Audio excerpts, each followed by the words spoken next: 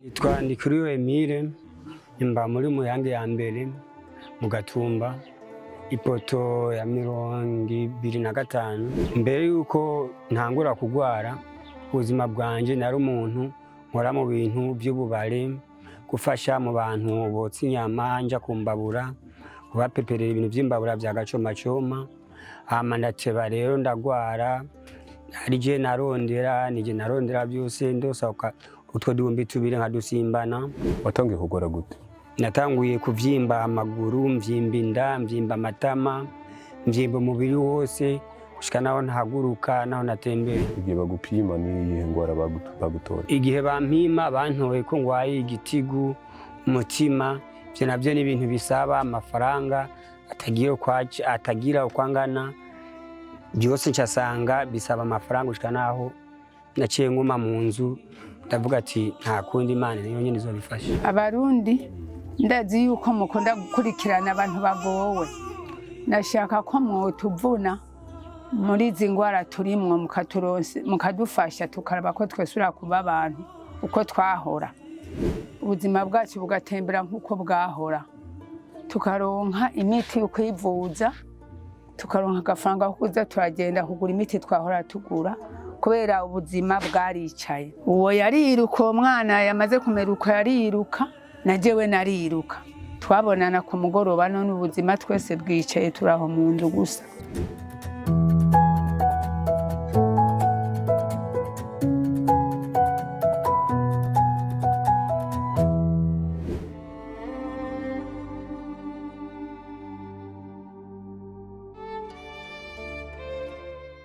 Maramutse namwiriwe bivanya muherereye kandi bakunze ikiganiro cyacu Story of Life, inkuru y'ubuzima. Inkuru y'ubuzima uyu munsi rero nabazanye muri komine Mutimbuzi, zone Gatumba. Umutumba ni Muyange wa mbere, agacimbiri ni gw'amazi. Ese inkuru y'uyu munsi nakuzaniye iki? Mbega uyu munsi tuje kuvuga niki? Barundi n'abarundi kazi, na cyane kuri mwebwe abafise agatima ko gufashanya. Reka nizere ko ibiganiro namanda gushikiriza vyama bigukora ku mutima kandi vyama biguhindura, ukabona yuko hari ikintu mu buzima busanzwe kiba gikenye kugira ngo tugikemure ku bafise uburyo. Reka nizere ko kuri no nkuru ndakuzaniye y'ubuzima bw'uyu mwene wacu tugiye kuvugana nawe mu kanya hari ico biza kuguhindura, hari ikintu kiza gusatira muri wowe kugira ngo ugire ico ufashije. Ndakwinginze mu Burundi ukura dukurikirana nawe wama wadukurikiranye. Reka nongere ndakwibutse ko kuri mikro muri kumwe na Felix Abonimana, nyuma ya kamera turi kumwe na Nilas Amadou, televiziyo ni Bulu TV. Utibagira gufyonda like, subscribe kuri channel yacu ni kuri YouTube. Nitwa Ndikuriyo Emile imba muri Muyange ya mbere mu Gatumba ipoto ya 25. Mbere yuko utangura kugwara warubayeho gute ubuzima bwawe uko warubayeho? Mbere yuko ntangura kugwara ubuzima bwanje nari umuntu nkora mu bintu by'ububare, gufasha mu bantu botsa inyama, nja kumbabura, kubapeperera ibintu by'imbabura bya gacoma. Hama ndateba rero ndagwara, nije narondera byose ndosoka utwo duhumbi tubiri nkadusimbana, nkadutanga rasiyo naronka dutatu ko nyene. Ariko ubu kuva ngwariye ntaco nifasha, nta na kimwe fasha, naje ndaremvye sinkiva muhira singira gute. Watangiye kugora gute? Natanguye kuvyimba amaguru, mvyimba inda, mvyimba amatama, mvyimba umubiri wose gushika naho ntahaguruka naho natembera. Umaze kumenya kugwaye wage niki wakoze kugira ngo umenye ngo warwaye? Maze kumenya ko ngwaye naratakambye, abavyeyi barirukanga barajya amadeni batatoshobora kuriha, barantwara kwa muganga, baramvuza ibisanzwe nyene vy'amafaranga ya rupiga nyene, barabe ko notora mitende gushika naho binanirana, gushika naho nubu nicaye muhira. Ni bihe bitaro watanguriye ko kwivuza? Ibitaro natanguriye kw'ibitaro vya leta nyene wacu mu Gatumba. Bavyita gute? Kuri Sante Gatumba ivyo natanguriyeko. Hari ikintu bigeze bagufasha nko kuvyerekeye imiti? Ibipimo bagize bagupima igipimo, baragupima mugabo bakakwandikira imiti kugenda ugure ku maformation. Igihe bagupima ni ingwara bagutora? Igihe bampima bantoye ko ngwaye igitigu, umutima, ivyo navyo ni ibintu bisaba amafaranga atagira ukwangana, byose ncasanga bisaba amafaranga gushika naho naciye nguma mu nzu ndavuga ati nta kundi Imana niyo nyene izobifasha. Umaze kuja kwa muganga nta miti na miki wigeze uronka? Maze kuja kwa muganga nta imiti nigeze ndonka, naragiye nyene bamaze gufata akadeni abavyeyi ndagura imiti yo gupfupfahaza nayo ntaco yama gushika naho ihera gushika nino munsi ntaco yigeze imarira. Imiti yo gupfupfahaza wari gupfupfahaza iyo ngwara yawe nyene? Nariko ndapfupfahaza ingwara yanje ndabe ko nomara kabiri, ubu rero vyarananiranye gose gushika naho nicaye ngaho. Iyo uvuze ko vyananiranye bishatse kuvuga ko ni imiti yananiye kukuvura canke n'uburyo wabuze bwo? N'uburyo nabuze bwo kubandanya nivuza kugura imiti, nabuze uburyo bwo kugura imiti, amafaranga yo kugura imiti nimbandanye nivuza. Igihe wari urwaye nako ndabona nako ni kukigwaye, ninde yirukanze n'ubuzima bwawe? Igihe nari ngwaye wirukanze n'umuvyeyi wanje niwe yirukanze kugira amadeni mu mashirahamwe atazoshobora kuriha, kuba yarazi ko ugiye gukira nanje nirukange hama ndayarihe. N'ubu batwirukako badufata nabi, badufata kabusuma, twicaye ngaho onye n'ubu baguma bavuga ati amafaranga y'ishirahamwe, n'ubu nagashoka umva badutwaye mu gasho. Mbere wavuze yuko wari ugwajwe na mama wawe kandi akaba n'ubu ari we akikugwaje, yari utudeni mu mashirahamwe atandukanye. Mbere yo kugwara utangura kuremba gose, wavuze ko wahora ukora akazi ko kotsa? Nakora maze ako kazi maze kuremba ako kazi yumva baca bakwirukana kubera nakuba igishoboye. Maze kugwara sana ku kazi baciye banyirukana, genda ko atakazi ushoboye, genda muhira wimenye kuko ntiwoguma ku kazi k'umuntu udakomeye. Harya n'umubosi aratibaka guhimba ko naco wamumfana ka kazi. Aca ati genda wivuze ni uzokira uzoza, aca akora abakomeye.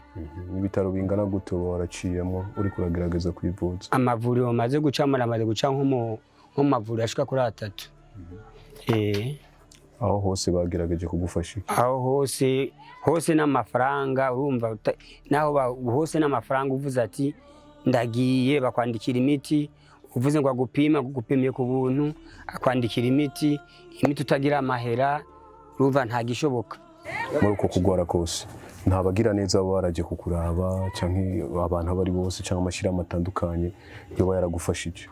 Nta bagira neza bigeze bandaba, nta mashirahamwe yigeze aturaba, ko abantu bato turafise kuba twicaye ngaho tutamenyekana, ugasanga twibereye ngaho onye gusa turagwaye, baje ari guhamba gusa kuko amashirahamwe yafise kumenyekana. Abantu hari abantu bamenyekana mu mashirahamwe canke bakamenyekana mu bantu, nayo twebwe nta kintu na kimwe twigeze tubona badufasha, nuko nyene twaciye tuguma twicaye ngaho.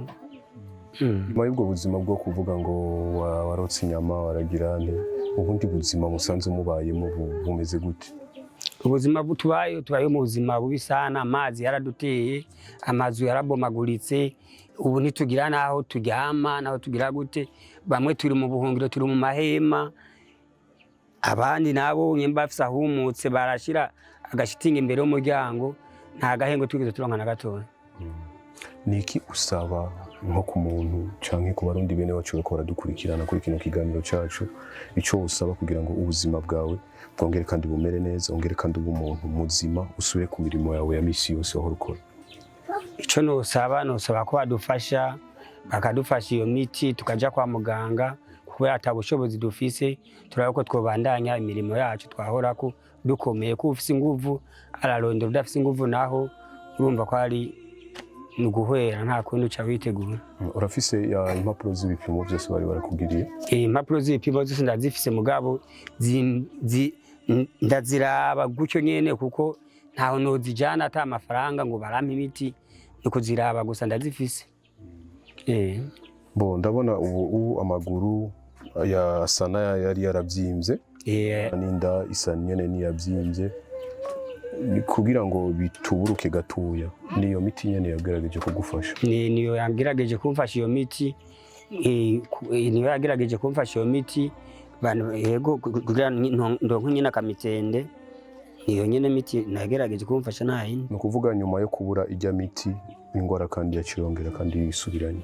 Nyuma yo kubura iyo miti ingwara yacisubira duga subira kuvyimba kwa kundi n'ubu ndacabandanya mvyimba kuko nta miti rasuye kuronka ko imiti yiciriye hagati urumva ko atakamaro ibigufashije. Ukuvuga wowe icyo usaba muri make uravuga ati jewe abarundi bene wacu icyo ndabasaba nuko bomfasha bakandonsa nk'uburyo kugira ngo mbashe kugura iyo miti banyandikiye kwa muganga kugira ngo mbashe kubandanya ndayinwa ndabe yuko ndabe ko ubuzima bwosubira kandi kubandanya bukomera neza.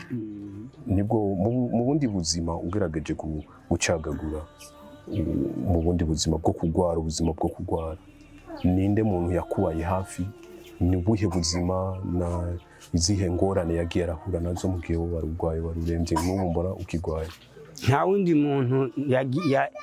muntu n'umwe atari umuvyeyi canke nka mwene wacu uvuga ati tora igihumbi genda urye naho kuvuga ngo amafaranga yo kwa muganga ntigishoboka kuko ntahava nta kazi ntaki turi mu mazi ntaho tuyakura udafise inguvu ngo uje mu mazi n'ukurobo tuboga nta kintu nakimwe wifasha.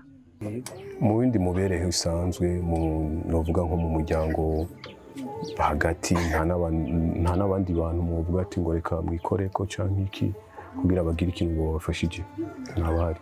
Ariho mushikanje ngaha nawe yaragerageza gufasha mu mwanya umuvyeyi aba yabuze akaraba nyene ati abantu ushobora kwemera ko narose ntiyoshobora kurya natwe turi ngaho nyakadufasha ko nyene tukabaho ko nyene tugasabikanya canke ubuze naho nta wundi muntu uririra nuko nyene.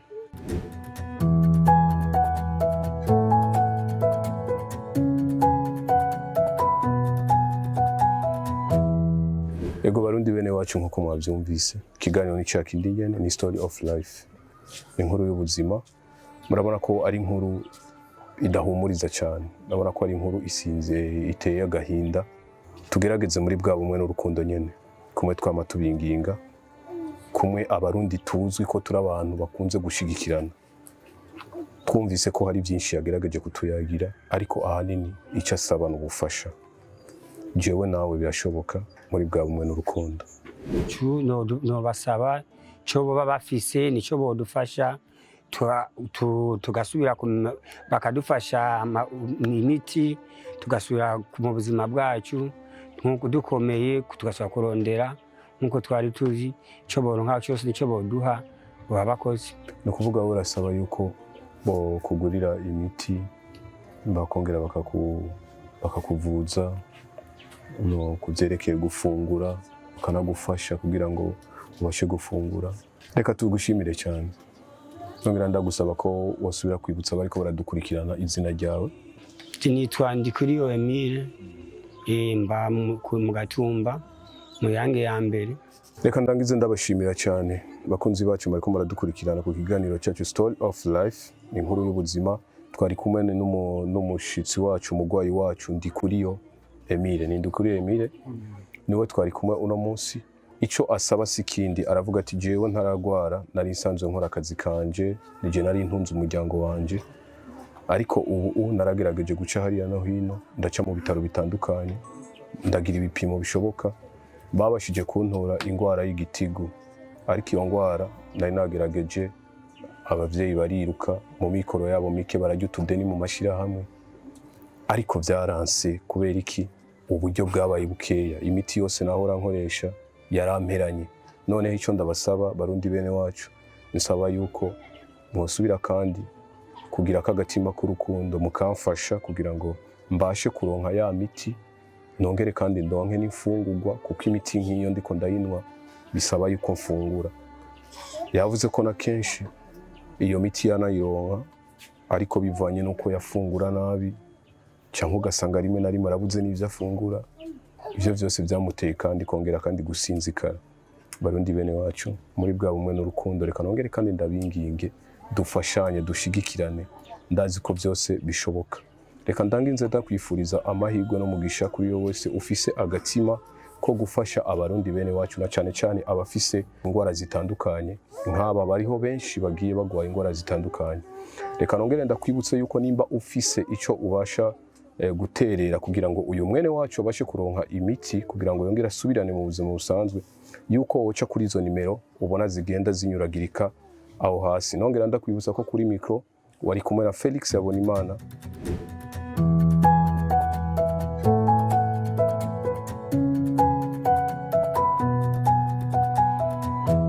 Mwaramutse namwiriwe kandi bakunze bacu ikiganiro Story of Life. Inshuti zanje ndazi muri ko muradukurikirana, ndazi yuko woba wumva yuko kwisi hari ibintu byinshi. Inshuti yanje kwisi hari ibintu byinshi bitandukanye, hari ingwara nyinshi zitandukanye, hari ibintu ubonesha amaso yawe ntiwemere ko ivyo bintu ari ukuri. Rero nyuma yo kuganira na Ndikuriyo Emile, nashimye kukuzana na nyina wiwe kugira ngo abashina kutubwira. Nitwambaneho Christine. Cyo ubwa mbere uwataragwara narironderera ariko hagwariye turi mu nzu twenyene ntawe ufasha ubundi.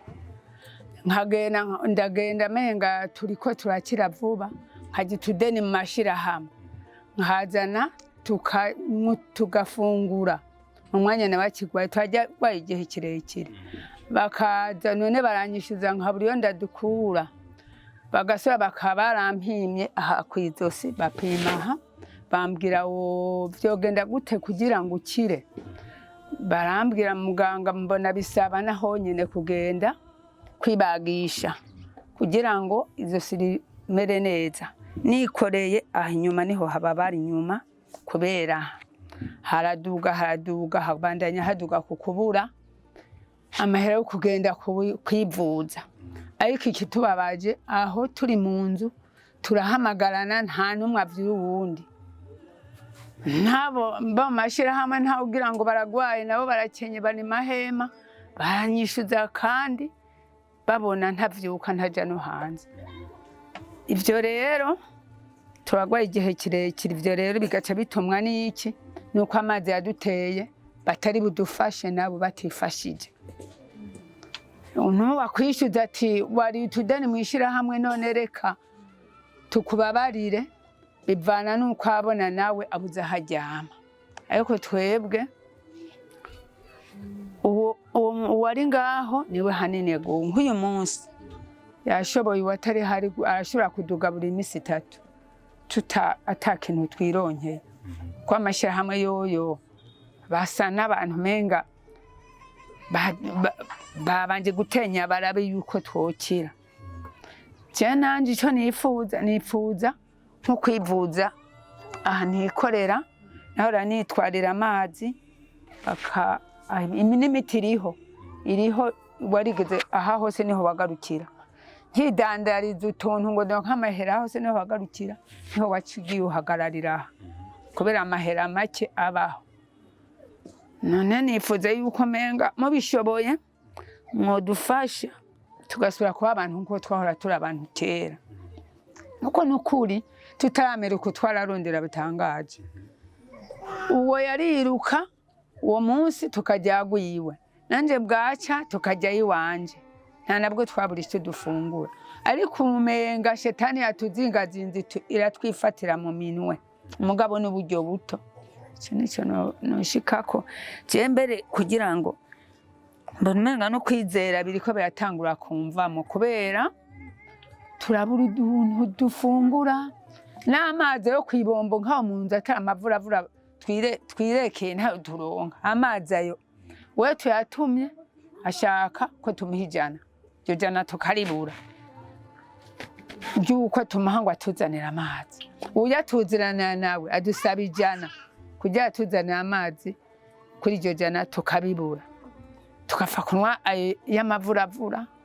Nyaho usanga dutunzwe niyo nyambo usanga harimo ubukoko harimo iki ngira ntaburiyo tuba twaranapfuye. Reka dusubire ku buzima bwawe busanzwe gatoya. Yego turabona ko hari ugwaye kwizosi bita umwingo.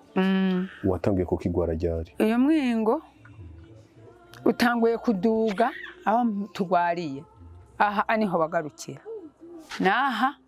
naha ariko aho tugira ingwari tugwariye twese nawe nyo hari aho unjya mbere aho tugwariye twese wasubiye kupanda uburanja. Haheze igihe kingana iki ugwaye? Ndagwaye haraheze imyaka 2 iraheze urwaye mugabo warikora aha warakize naha awagarukira warakize aho nari nkironka uburyo kugira ngo ndonko udufaranga tukuza kugura imiti nta kintu cy'ubufasha wigeze uronka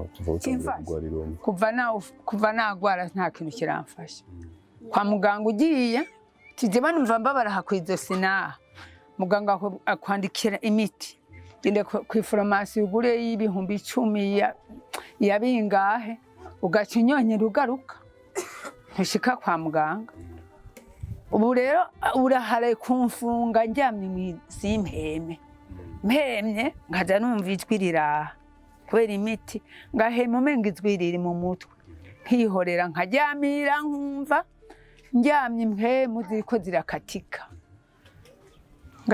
ngaca mbwira ujyana Baragwaye mu mwana wanje jewe wa mwingo uriko urambuza guhema none ubwira ngire nke nanje ubana mvyimvye amaguru ninda habona n'ubuje bute narafashe umunsi umwe ntagihema fata uduhuzu ndagurisha naguze ndandaza ndatugurisha bamba ibihumbi 15 nyampuzu bampaye 15 sura ku farumasi banyandikira imiti sinasubiriye imiti baranyandika bampa n'utunini duto bambwiye kwa muganga ndatumira ngutumize ubonye ukwezi kwa ucutumira ucubona kunganuka hawa ari kuragenda ca rero nyampuzu ntazine nasuye kuronka ntariko ndadandaza subira kugurisha kandi muri ico gihe cyose wari urwaye nta bantu babagira neza wigeze witunga kugira ngo abagira neza baraje ungifatwa urabishoboye ko baza kukubaga ntibambage gute ngo bakubagaha bakure ibiriyo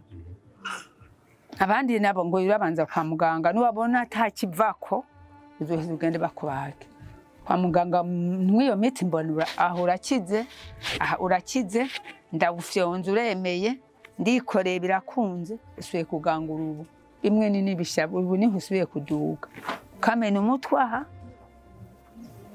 kuvaho wongeye kudugira ntiwabaye gusubira kwa muganga ndasubira kwa muganga oya kuvaho ngurishije izo mpuzu zo kwivuza sindasubira kuronka izindi mpuzu zo gusubira kugurisha nsubire kwa muganga musanze mubayeho gute mu buzima busanzwe nabo aho mu nzu tubayeho nabi cyane nta kivyuru kindi ransi yujya nawe afise abana benshi ataduhaye tujyamuku nyene tuvyutse nko kuva mu gitondo hari umuntu yanyemereye ubuyi narindire ko abuzana nabuze twiriwe niriwe niki usaba abarundi bene bacu bakora dukurikirana abarundi ndazi yuko mukunda gukurikirana abantu bagowe nashaka ko mwotuvuna muri izi ngwara turimwo mukadufasha tukaraba ko twesura kuba abantu uko twahora ubuzima bwacu bugatembera nk'uko bwahora tukaronka imiti yo kwivuza tukaronka agafaranga ko kuza turagenda kugura imiti twahora tugura kubera ubuzima bwaricaye uwo yariruka umwana yamaze kumeruka yariruka najewe nariruka twabonana ku mugoroba none ubuzima twese bwicaye turaho mu nzu gusa cyo nico twasama ko ingwara tugwaye nizisaba amafaranga kugira ngo tugure imiti twahora tugura ubu twabuze imitahe yo kugira ngo turondere uko twahora ingwara zasubiye kuduga none mubishoboye modufasha muravye nyene tumeze modufasha tugasura kwa abantu nka kera muzoba mukoze mposhimirwa n'Imana sinavuga ngo abantu basanzwe bodushibo bashimira so reka ndangize ndabashimira kandi abakunzi bacu cyane cyane abakunzi b'ikiganiro Story of Life abarundi bari hafi n'abari kure ndazi cyane hari abarundi kuri no saha mufise ubuzima bwiza hari abarundi Imana yahezagiye hari abarundi no kuri no mwanya muri ko murajya inkoko mumerewe neza muri ko muragira mu miduga imeze neza mujyama mu mazu ameze neza mugihe hari abandi barundi ubuzima babayemo butangaje buteye n'ikigongwe hari abandi barundi buca bakaganya bukira zikaba izindi ngorane bakiyumviraho barara murundi mwene wacu kura dukurikirana reka nibaze ko zino nkuru ndiko ndagushikiriza zigukora ku mutima ariko ntizigukure ku mutima gusa zigira ico zikwigishije ugire nawe ico wokora kuri bano barundi bene wacu bariko barahura n'ivyago. Hari abariko barahura n'ivyago bitandukanye, hari abagwaye ingwara zitandukanye bene wacu b'abarundi. Turabinginze muri bwa bumwe n'urukundo. Reka nongere ndakwibutse ko iyi ari Bollywood TV. Kuri mikoro kumara Felix ndi wundi nama ndabashikiriza ibiganiro nk'ibi by'abarundi bene wacu bagowe bafise ingwara bari mu buzima buteye ikigongwe. Mwene wacu w'umurundi wowe Imana yahezagiye, ndakwinginze ugira icyo ukoze kugira ngo dutabare uburundi bwa bene wacu. Nongera ndakwibutsa gufyonda subscribe. Channel yacu ni Bollywood TV kuri YouTube. Ndabakunda cyane. Yari Felix Habonimana, nyuma ya kamera turi kumwe na Nyina Samadu. Ciao ciao.